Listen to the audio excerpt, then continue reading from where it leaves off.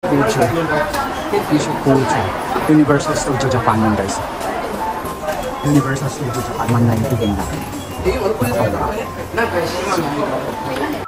So yan guys, bali 190 yen lang ang bayad natin.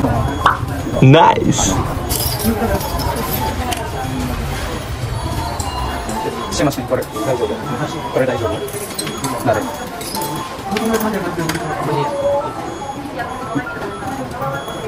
Kore da.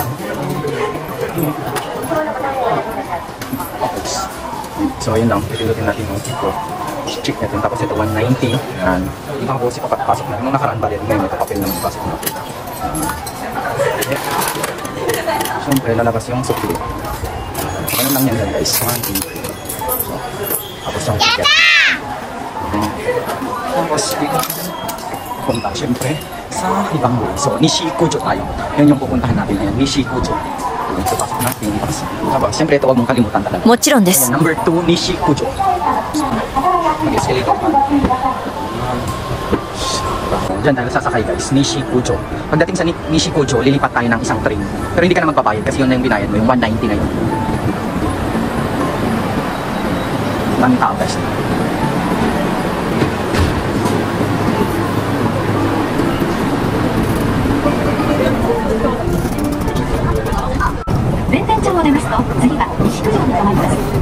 The next stop is Bentenjo, station number 415.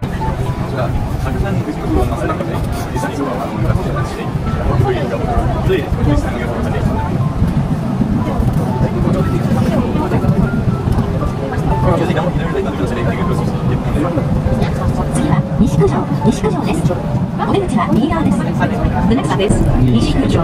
So, di tayo bababa guys. Sobrang lapit lang, di ba? Nasa ano lang, Palong station lang, di ba? Ganun lang kalapit yung Universal Studio Japan dito sa tinitirhan namin. Medyo swerte tayo.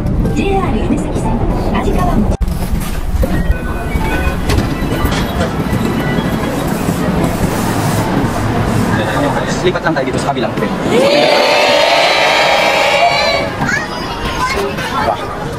Doon tayo sa harapan, mas maganda.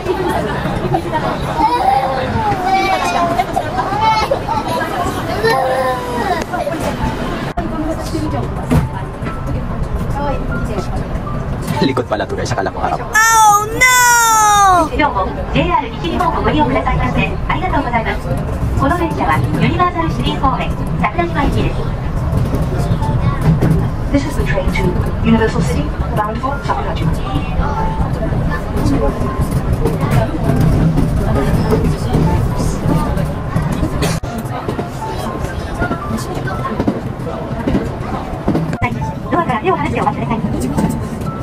You will soon be arriving at Universal City. Station number P16.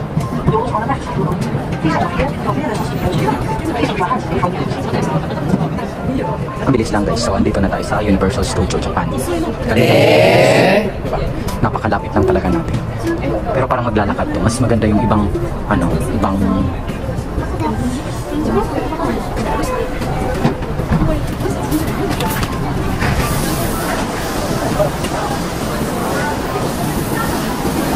So, sinakyan na natin guys is JR, Universal Studio Japan.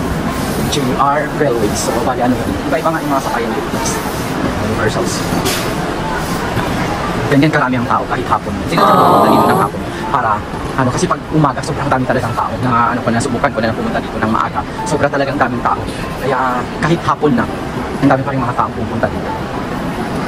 Kasi pag pumunta ka dito sa Universal Studio guys, dapat umaga ka talaga pumunta para at least yung masasakyan mo lahat. Kasi pag ganung oras na, wala na. Siyempre itong natin, inano lang natin to para at least ang pa. Okay? Hindi naman kasi tayo papasok doon sa ano. Pero pag papasok ka dito sa loob, dapat sasakay, maaga ka talaga pumunta dito.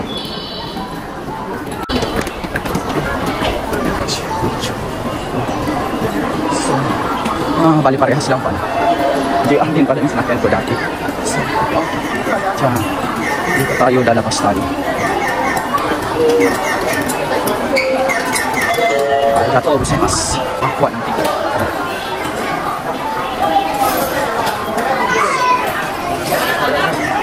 Talaga tao.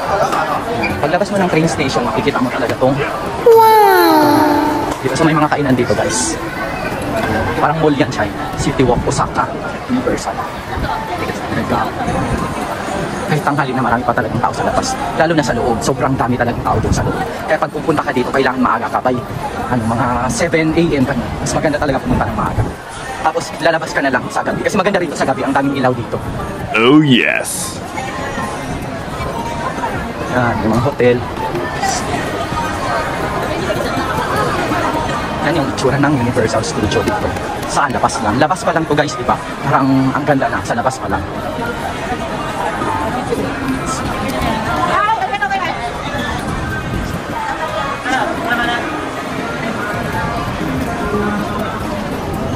Siyempre may McDo din dyan guys. Pag low budget tayo, yan sa McDo, pwede ka rin kumain. May fast food din ano dito guys. Yan, basta yung ano na yan, City Walk yan, mall yan, may mga nagtitinda dyan sa loob. Pwede ka rin bumili. Kaso mga ano yan, medyo mahal talaga dyan. Siyempre, pasyalan na yun. Yan, namumula na tayo. Siyang init pa lang.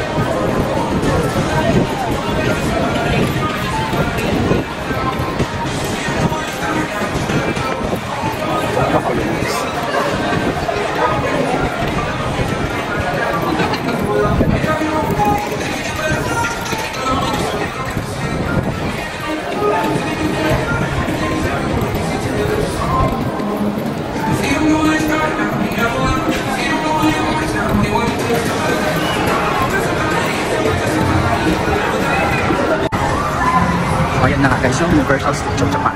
Diba? Parang nakapasyal na rin kayo.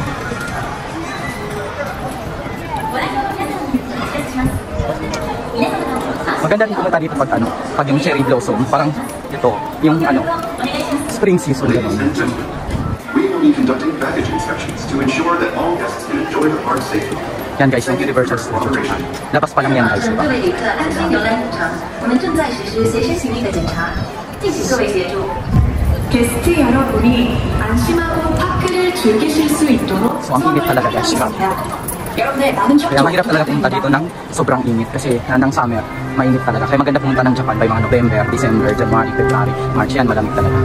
Parang ang sarap mamasyal. Diba kasi tayo sa Pilipinas, wala tayong winter season, kaya gusto rin natin maranasan yung ganun. Kaya maganda talaga pumunta dito. Kung nagbabalak kayo pumunta dito sa Japan, pumunta kayo ng by November, December, January, February, March. April, mas maganda rin kasi cherry blossom, April, May, yun.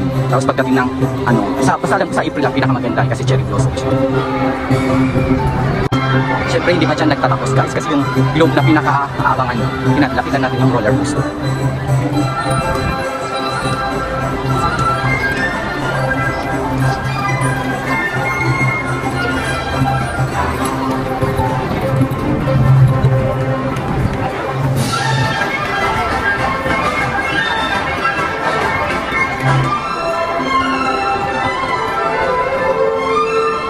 Yung tunog ng Universal, napapansin mo. So pag nanonood kayo, parang nandito na rin kayo kasi hindi ko talaga i-erase ang background. Ewan ko kung maano tayo.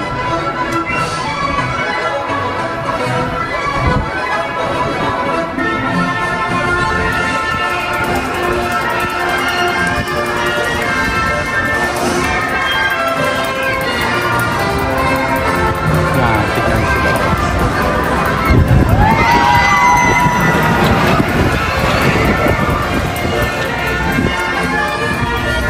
So, syempre hindi pa dyan nagtatapos guys dahil ito yung pinakamagandang part dito sa Universal. Diba nakapasok ka na dyan sa pinaka-gate na yan? Yan, dyan pa lang sa labas guys makikita mo na yung globe na yan. So dito nga yan, itong globe na ito pinupuntahan talaga siya. Yan lapas ng Universal Studio Japan. Lapas pa lang yan. Lapas pa lang yan talaga guys, diba? Lalo na siguro sa loob. Pero nakapasok na tayo dun sa loob, mas maganda rin talaga dun sa loob. So pali yan po yung Universal Studio Japan. So annual pass na on sale. So ibig sabihin, kakausapin pa natin yung tropa natin kung kukuha sila ng annual pass kasi sabay-sabay tayo papasok dyan. Bago tayo umuwi, maganda rin kasi na pumasok dyan.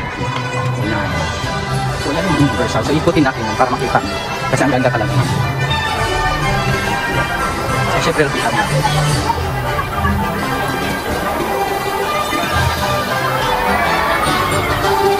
Yan, mausok-usok pa guys, diba? Oh, napaganda. So may daanan din pa rin. Pag nakasasakyan ka dyan ka talaga. So yan yung Universal Studio Japan.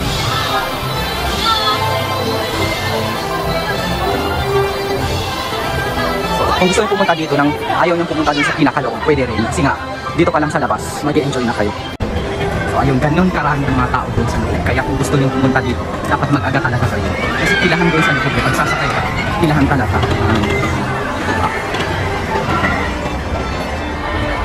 Ganda guys, so ito yung bayad, yung ticket dito pag kukuha ka.